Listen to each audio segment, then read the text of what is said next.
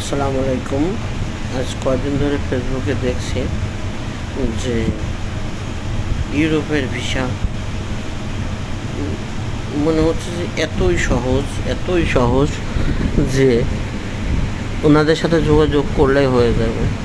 অনেক জায়গায় মেসেজ করছি, অনেক জায়গায় করছি, দেখছি আসলে জিনিসটা এত সহজ না।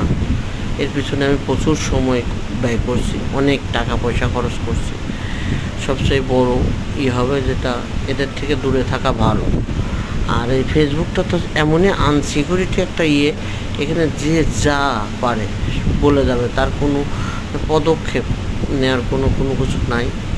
মিথ্যা কথা বলতে পারলেই মানে নিজের বিবেকের কাছে যে প্রশ্ন করে মিথ্যা কথা বলবে, এগুলোও নাই। ঠিক আছে, সবাই বিবেকহীনতায় ভুগছে।